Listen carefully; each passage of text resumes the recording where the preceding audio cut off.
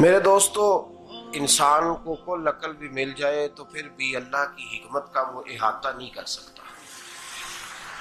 रब्बे करीम को ज़्यादा पता है कि हमारे लिए कौन सी चीज़ बेहतर है और कौन सी चीज़ हमारे लिए नुकसान का बाइस है। अल्लाह तबारक व तआला की हिकमत ये चाहती है कि मेरे बंदे परेशान ना हो। रब ये चाहता है कि मेरे बंदे किसी जगह पे भी दिक्कत और परेशानी का शिकार ना हो। तो अल्लाह तबारक व तआला ने राह एतदाल इख्तियार करने का हुक्म इरशाद फरमाया कि तुम एतदाल के रस्तों पे चलो, मोतदल जिंदगी गुजारो, अफरातो तफरीद से बचो। आज जिस माशरे में हम वक्त गुजार रहे हैं, इस माशरे में हम इस बात को समझने से कासिर हैं कि असल हमारा मसला क्या है। हमारा असल जो मसला है उसकी शनाख्त हमें कैसे होगी और हम फिर उस तक रसाई किस अंदाज में हासिल कर पाए। हम हमेशा अपनी आमदन बढ़ाने के चक्कर में रहते हैं। एक काम और शुरू कर लें, पार्ट टाइम जॉब शुरू कर लें, कोई साइड बिजनेस उसका आगाज कर लें। हमारी जो दौड़ लगी हुई है वो लगी है काम बढ़ाने में, आमदन बढ़ाने में।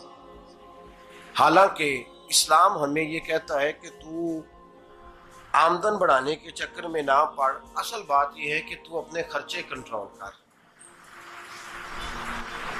तंग इंसान वो नहीं होता जिसकी आमदन थोड़ी होती है। ये तवज्जो कीजिएगा मेरी बात, ये कीमती बात है और गुफ्तगू सारी का लुबे लुबाब है। तंग बंदा वो नहीं होता जिसकी आमदन थोड़ी होती है। असल परेशान वो होता है जिसके खर्चे ज्यादा होते हैं।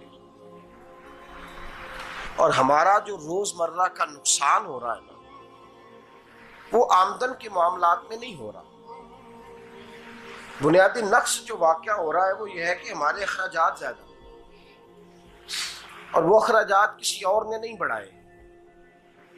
वो खर्चे हमने खुद बढ़ा लिए हैं और अब हमें उसका नुकसान भुगतना पड़ रहा है। और अगर आप सही मानों में टटोलें तो जो बहुत अमीर लोग हैं वो तो उन खर्चों से बच गए। मैंने बहुत सारे ऐसे खत्मात में शिरकत की है। मैं बहुत सारी ऐसी जगहों पे गया हूं कि जहां लोगों ने बड़ा मुख्तसर सा खत्म दिलाया है तो हो गया है खत्म। खत्म के मामले में कब किसी ने पाबंदी लगाई है कि उसमें 200 आदमी शरीक होगा तो तब ये साले सवाब सही हो सकेगा? कौन कहता है? या शादी के मौके पर अगर सारे बहन भाइयों को न बुलाया गया तो मेरी शादी पाया तकमील तक नहीं पहुंचेगी, इसमें बरकत नहीं होगी। ये किसने फतवा दिया है? मोतदल जिंदगी का इस्लाम हुक्म देता है। मैं पढ़ रहा था कि एक बहुत बड़ा सदर है, गालबन सूडान के सदर की बात हो रही थी, तो अपने बेटे की बारात लेके गया तो 4 लोग गए हैं बारात, और 15 लोगों का उसने एहतमाम किया अपने घर में खाना खाने का। तो क्या शादी हो गई कि रुक गई? तो भाई राग अलापना इस बात का कि बड़ी परेशानी है, कोई साइड बिजनेस शुरू किया जाए फलान जगह फलान जगह फलान जगह। तो असल मामला ये है कि पहले एक बंदा कमाता है तो फिर भी घर ही चलता है, फिर बड़ा बेटा साथ शामिल होता है तो फिर भी घर ही चलता है, फिर मंझला बेटा शामिल होता है तो फिर भी घर ही चलता है। जो रोना दादाजी रोया करते थे कि बड़ी मुसीबत है, बड़ी मुश्किल है, गाँव में रह अकेले होते थे और वो 5 बच्चों को और 4 बच्चियों को वो पालते थे, तो जो वहां परेशानी थी वही आज परेशानी शहर में आकर पढ़ लिख कर मोटी तनख्वाह लेकर वही परेशानी हमें है। तो मैं जिस नतीजे पे पहुंचा हूं इसको पढ़ के, कुरान मजीद की चंद आयात को देखकर और इस मफहूम की जो हदीसें कुतुब हदीस में पाई जाती हैं और हमारे बुजुर्गों ने हमें जो मिजाज इस हवाले से दिया है, मैं इस नतीजे पे पहुंचा हूं कि मसला आमदन का नहीं, मसला खर्चे का है। हमारे खर्चे बुनियादी तौर पर ज्यादा, और अगर फिर हम ज्यादा बोझ खवातीन पे डालते हैं कि वो मुतालबे ज्यादा करती हैं। और अगर आप मुझसे पूछें तो खवातीन की भी अगर किसी जगह कोई आदत खराब होती है तो उसमें असल किरदार उसका होता है जो वो आदत खराब तो क्यों अपने गले से उतार के आप किसी के गले में बात डालने के चक्कर में है? वो खवातीन की तबीयत नहीं ऐसी है। असल बात यह है कि हमने आदत डाली है, हमने ये मिजाज उनको दिया है तो उनका बना है, न कैसे बन सकता। तो एतदाल जब तक जिंदगी में नहीं होता, पानी प्यास बुझाता है, लेकिन एक गिलास ही हो तो प्यास बुझाता है। बाल्टी को मुंह को लगाएगा तो कपड़े भिगो देगा उसके। हालांकि पानी बुरी चीज का नाम नेमत है ना, बहुत बड़ी अल्लाह की, लेकिन प्याले में ही अच्छा लगता है। कोई मटका मुंह को लगाएगा तो तंग होगा, प्याला ही बेहतर है उसके लिए। तो मेरे दोस्त, मटके से भी बाज़-औक़ात काम चल जाता है, लेकिन अगर कोई कहे नहीं मुझे दरिया ही चाहिए तो उसका तो घर बह जाएगा, सारा घर बह जाएगा उसका। हमें दरिया काबू करने का मूड बनाया हुआ है तो इससे घर बहा करते हैं, इससे घर बना नहीं करते। घर प्याले से पानी पीने से बनता है। अगर तू दरिया पे कब्जा करने का मूड बनाएगा तो घर बनेगा नहीं, घर बह जाएगा।